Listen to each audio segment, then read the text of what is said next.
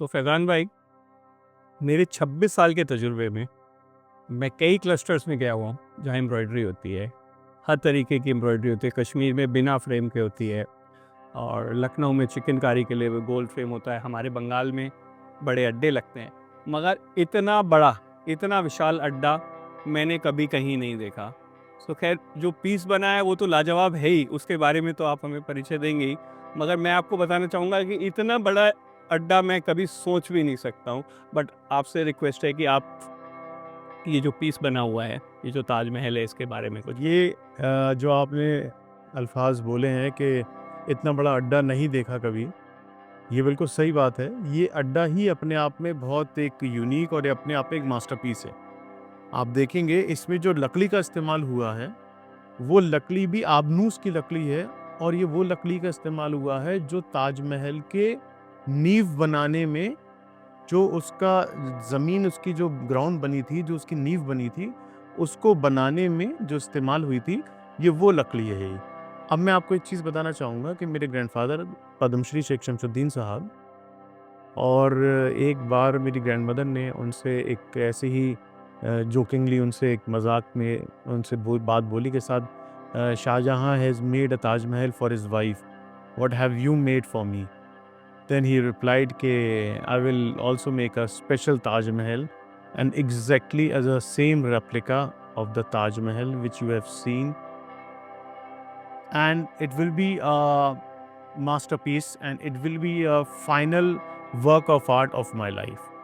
तो उन्होंने उस आर्ट वर्क को स्टार्ट किया, but unfortunately he lost his eyesight, और then it was completed by my father and me and my team.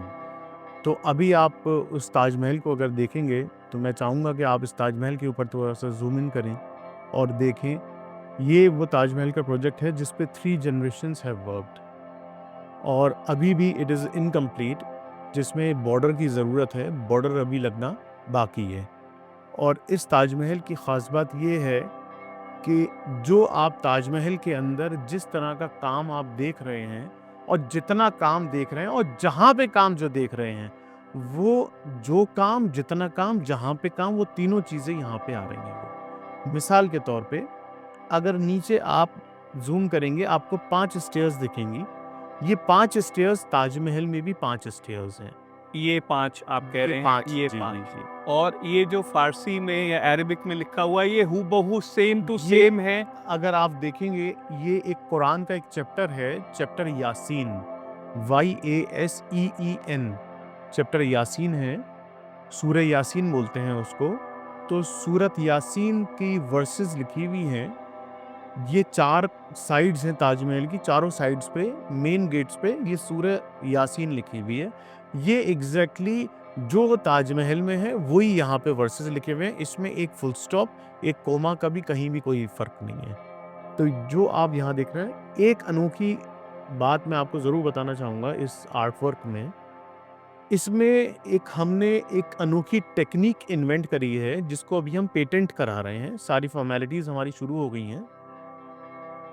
आपने आगरा में सुना होगा, एक इनले वर्क होता है, पच्चीकारी जिसको बोलते हैं, जो पत्थर से होता है काम। उसमें पत्थर को एनग्रेव करके उसमें दूसरा सेमी प्रेशियस स्टोन लगाया जाता है।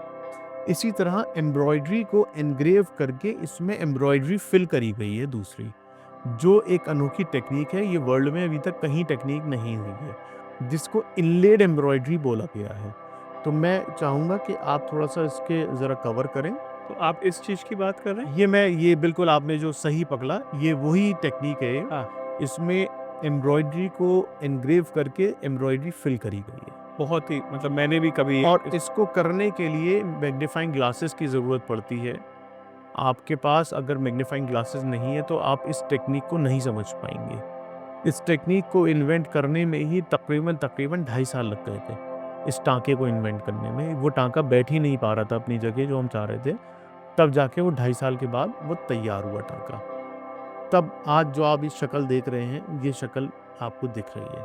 मिनरेट्स पे भी है ये टाँका। ये पूरे ताजमहल की यहाँ पे बिल्डिंग भी पे है, यहाँ पे जहाँ-जहाँ भी है। ताजमहल में इनले वर्क हुआ हुआ है, वहाँ-वहाँ इनलेड एम्ब्रॉयडरी हुई हुई है। तो ये ख़ास बात है।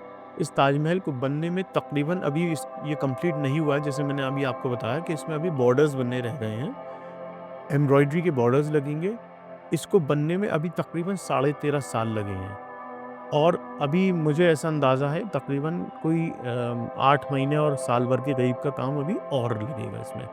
तो ये मान के चलिए कि जो ताजमहल में काम हुआ उतना ही वक्त इसमें भी लगा है। और start to finish with a little bit of stoppages इसको हाँ। 14 बरस से ज़्यादा ही ज़्यादा लगेंगे। ही, बिल्कुल। ठीक है। ऊपर से आप मुझे बता भी रहे थे, मैंने नोटिस भी किया कि इसकी जो रिफ्लेक्शन है जी। ताजमहल की, ये भी बहुत सुंदर है। और अगर मैं लेफ़्ट से राइट जा रहा हूँ या राइट से लेफ़्ट जा रहा हूँ, तो जैसे मोनालिसा की आँख देखने वाले को फ़ॉलो करती है, तो कहीं न कहीं ये भी आपको फ़ॉलो कर रही है, ये मेरा गुमान है या असल में ये है? उसमें अभी अंशुल भाई ने जैसे ज़िक्र किया कि वो उसमें एक इल्यूज़न है कि आप जहाँ-जहाँ चलते हैं, वो आपको फ़ॉलो करती है। वो एक आर्ट वर्क है बहुत छोटा, ये आर्ट वर्क है ऑलमोस्ट 16 टू 18 फीट का। इसमें आपको वो एम्ब्रॉयडरी में पहली बार वो इल्यूज़न टेक्नीक डाली गई थी, जिसमें आप कहीं भी लेफ़्ट मूव करेंगे, तो लेफ़्ट आपके साथ ये वाटर कैनाल मूव करेगी, आप राइट मूव करेंगे तो आपके साथ राइट मूव करेगी। ये इल्यूज़न टेक्नीक पहली बार हुई है ये और इसको टेक्नीक को ही करने में तकरीबन 3 साढ़े 3 साल लग गए थे इसको समझने में। क्योंकि बात वहीं आ जाती है कि जब आप ताजमहल को लेके चल रहे हैं तो वो ताजमहल ही बनेगा, वो बीबी का मकबरा नहीं बनेगा।